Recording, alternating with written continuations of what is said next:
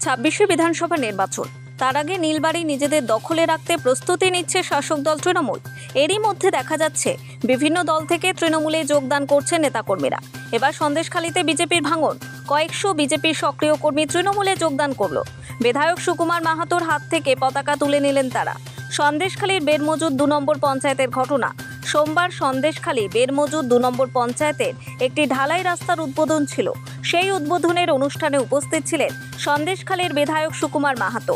সেই উদ্বোধনী অনুষ্ঠানে বেরমজুদ 2-এর কয়েকশো সক্রিয় বিজেপি কর্মী সুকুমার মাহাতোর হাত থেকে তৃণমূলের পতাকা তুলে নিয়ে তৃণমূলে যোগদান করলেন। এই যোগদান নিয়ে সন্দেশখালীর তৃণমূলের ভিত আরও শক্ত হলো বলেই মনে করছে তৃণমূল নেতৃত্ব। দূরত্ব প্রায় 1.5 কোটি টাকার কাছাকাছি স্কিম এবং 2.5 কিলোমিটার রাস্তার উদ্বোধন করতে গিয়েছি। আজ সকালে যখন আমরা বেরমজুদ 2-তে গেলাম, তো সেখানকার কিছু গ্রামবাসীরা গত লোকসভা ভোটে যারা বিজেপি অ্যাক্টিভ বিজেপি কর্মী ছিল এবং বিজেপি দ্বারা বিভিন্ন আন্দোলন, টায়ার জ্বালানো, এই সমস্ত বেরমজুদ অঞ্চল উত্তপ্ত করেছিল, সেই কর্মীরা আজকে সকালে তারা ইচ্ছে প্রকাশ করে যে এমএলএ সাহেব আসছে, ওখানে আমরা বিজেপি থেকে তৃণমূলে যোগদান করব।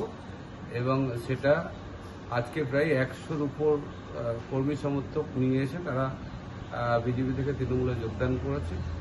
তারা এই দিদির যে প্রোগ্রাম চলছে আমার পাড়া আমাদের সমাধান বা আমাদের পাড়া আমাদের সমাধান, সেই প্রকল্পে খুশি হয়ে এবং তাদের পাড়ায় এই রাস্তা করার জন্য প্রায় 300 জন, মানে 100 কর্মী সমর্থক এসছে, ওরা 300 জন কর্মী তারা একসঙ্গে যোগদান করার প্রকাশ করেছিল। আজকে 100 জন যোগদান করেছে।